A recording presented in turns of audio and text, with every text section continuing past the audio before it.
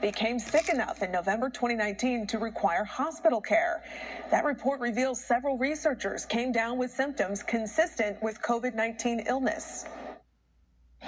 During that first phase of the investigation, there was not access to data, there was not information provided, and now we're hopeful that WHO can move into a more transparent, independent phase 2 investigation. China reported to the World Health Organization that its first patient with COVID-like symptoms wasn't recorded until December. Earlier this month, Dr. Anthony Fauci said he was not convinced COVID-19 developed naturally. Chase and a pit maneuver at over 100 miles an hour. During the 12 days of this Operation Night Watch, deputies say they got into 5 car chases with suspects that would rather make a run for it than give up, including this driver who deputies say was traveling at over 100 miles an hour when the pit maneuver put an end to the chase.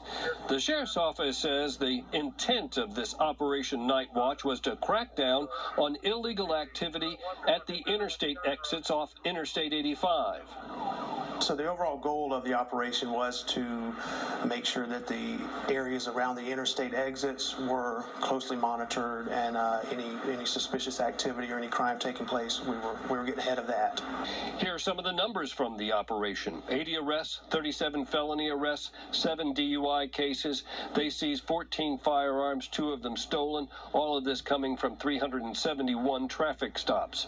As for the driver we showed you in that body cam video, he did get away, but he's been identified, and deputies say they've taken warrants out for his arrest. A passenger in that car was arrested and is facing drug charges. In Coweta County, Doug Evans, Fox 5 News.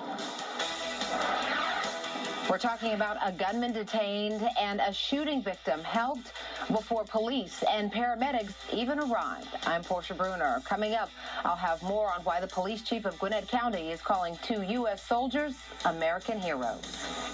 124 and then drove off. As Fox 5's Deidre Dukes reports, witnesses recorded the disturbing incident. Lawrenceville police have released images of the man and the car he was driving the day he started a fire in the middle of a busy intersection. He exited his vehicle and took a bunch of items out of his car, sat them in the roadway, doused them with gasoline, and then lit them on fire.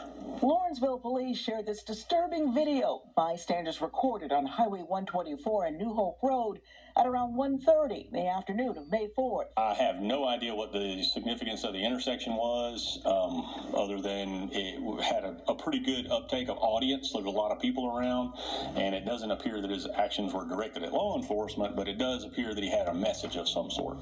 What that message was remains a mystery to law enforcement. Witnesses recorded the scene from inside their vehicles, so any statement the man may have made wasn't captured in the videos. This is a photo of the charred items the man set on fire.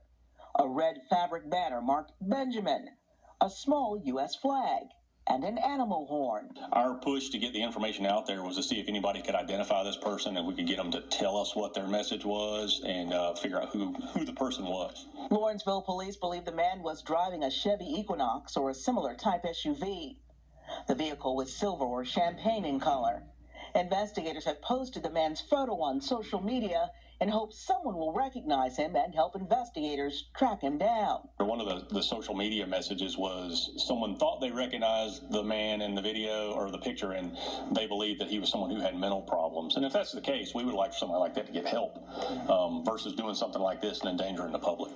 Deidre Dukes, Fox 5 News. Let's turn. Cool under pressure when they confronted a gunman and treated a shooting victim on April 5th.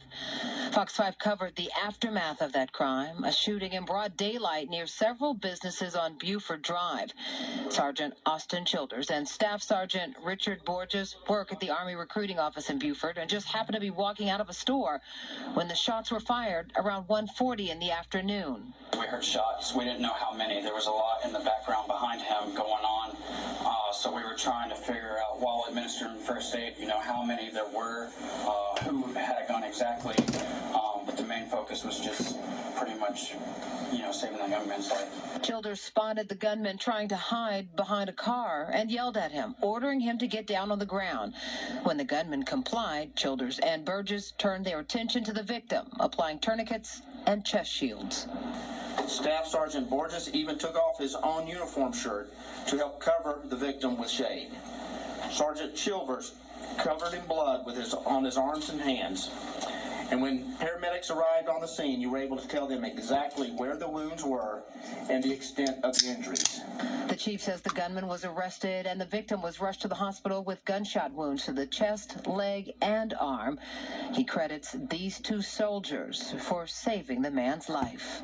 He saw the guy laying on the ground first, and thank God he did, and we just... I don't know, it was just instinct just to respond, for me at least. Yeah, same. I mean, we're soldiers at the end of the day, so it's kind of what you're trained to do for the last 5-6 years. It's kind of how it goes, so yeah, just go get after it.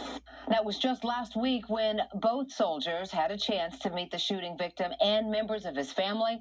They said they were all grateful the soldiers were in just the right place at just the right time with the right training. Portia Bruner, Fox 5 News. Trucks sitting empty. They're turning down loads in Georgia, several hundred to 1,000 loads per day because they don't have the drivers to make those deliveries. Trucking companies are increasing their incentives to get more drivers on the road. The industry is starving for new talent. The CEO of Susu Energy, Jim Grundy, is offering experienced drivers up to $14,000 a week in Texas. Out of the 500,000 applicants we've had, 70% of them are from states that aren't open yet or that are still under restrictions. And an Atlanta-based trucking company, Saia Freight, needs 500 drivers. We're offering a $7,500 sign-on bonus in select markets. Hill says they need to keep truckers moving to keep the economy going. We're all in this. It's U.S. versus a pandemic, and we're going to recover one truck at a time. Truck driving companies warn that the prices of gas and goods will continue to rise throughout the summer until this shortage is under control. In Atlanta, Jayla Whitfield, Fox 5 News. Jayla, thanks. Several opposition journalists. The Ryanair flight carried 171 passengers from Greece to Lithuania. Air traffic control alerted the aircraft's crew of a potential bomb on board. But once the plane landed, those claims were found to be false, and the 26-year-old journalist was arrested. Now the United States is joining other countries in condemning the actions. This was a shocking act for the apparent purpose of arresting a journalist. It constitutes a brazen affront to international peace and security by the regime. We demand an immediate, international, transparent, and credible investigation of this incident. The European Union will now look to impose sanctions against Belarus for their actions, saying the move threatened the lives of all those on board the flight and violated international aviation laws. Congress faces increasing pressure at an agreement by the one-year anniversary of George Floyd's death, which is tomorrow. Progressives say the deal should include the termination of qualified immunity for officers, though others say police departments across the country lack morale and that they need more support. President Biden plans to host George Floyd's family at the White House tomorrow. Meanwhile, Vice President Kamala Harris is to cut back down on, reducing funds from $100 billion to $65 billion.